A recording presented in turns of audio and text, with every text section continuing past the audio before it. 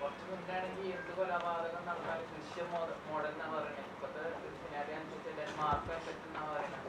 ഈ സിനിമ ഈ ഇതിനൊക്കെ ഇൻഫ്ലുവൻസ് ചെയ്യുന്നു വിചാരിക്കുന്നു. അല്ല, കുറച്ചൊക്കെ ഇൻഫ്ലുവൻസ്ഡ് ആവും, ഇല്ലെന്ന് പറയാൻ പറ്റില്ല. പക്ഷേ ഇത്തരത്തിലുള്ള സിനിമകൾ, നമ്മുടെ ഈ അഡൽട്ട് സ്റ്റോറി സിനിമകൾ അല്ലെങ്കിൽ ഭയങ്കര വയലന്റ് മൂവീസ് എല്ലാം കുട്ടികൾ കാണാൻ പാടില്ല, ബിലോ ദ ഏജ് ഓഫ് 18 കാണാൻ പാടില്ല എന്ന് സെൻസർ ബോർഡ് വളരെ സ്ട്രിക്റ്റ് ആയിട്ട് പറയുന്നുണ്ട്.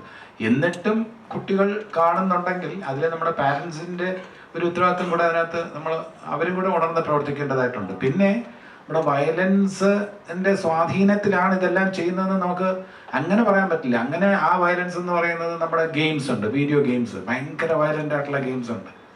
അപ്പോൾ സിനിമയ്ക്ക് അതിൻ്റേതായിട്ടുള്ള ഒരു റോളുണ്ട്.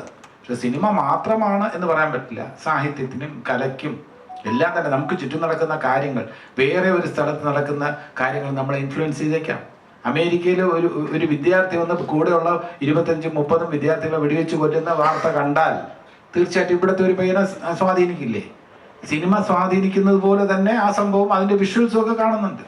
നമ്മൾ വിഷ്വൽസ് കാണുന്നത് തന്നെ നമ്മളിപ്പോൾ കണ്ട എന്താ, പിന്നെ നാഷണൽ ജിയോഗ്രഫിക്കിൽ നമ്മൾ കാണുന്നത് ഒരു സിംഹം ഇങ്ങനെ പോയി ഒരു മാനിനെ ഇങ്ങനെ പിടിക്കുന്നത് കണ്ടു കഴിഞ്ഞാൽ നമ്മുടെ മനസ്സിൽ ഒരു സങ്കടവും വിഷമവും അയ്യോ എന്ന് നമ്മുടെ കണ്ണടച്ചു പോകുന്നു. ചിലരതല്ല, അത് കണ്ടിട്ട് അതാ പിടിക്കുന്ന നോക്കിയേ, മാനിനെ പിടിക്കുന്ന നോക്കി എന്ന് പറയുന്ന ആവേശത്തോടെ നോക്കുന്ന ആൾക്കാരുണ്ട്.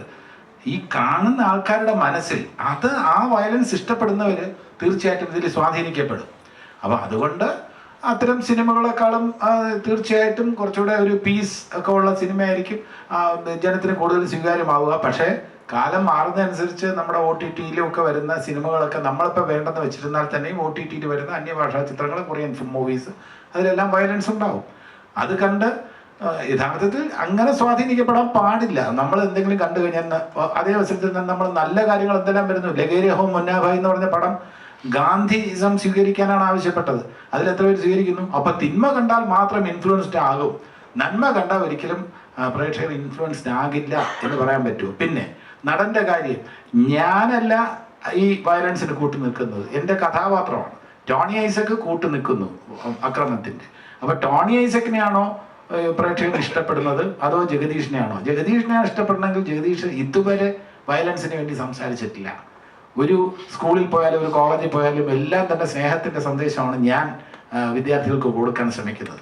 അപ്പം ജഗദീഷ് കൊടുക്കുന്ന സന്ദേശം തിരസ്കരിച്ചിട്ട് ടോണി ഐസക്ക് കൊടുക്കുന്ന സന്ദേശം സ്വീകരിക്കുന്ന പ്രേക്ഷകർ, അത് തീർച്ചയായിട്ടും ഒരു തർക്ക വിഷയം തന്നെയാണ്.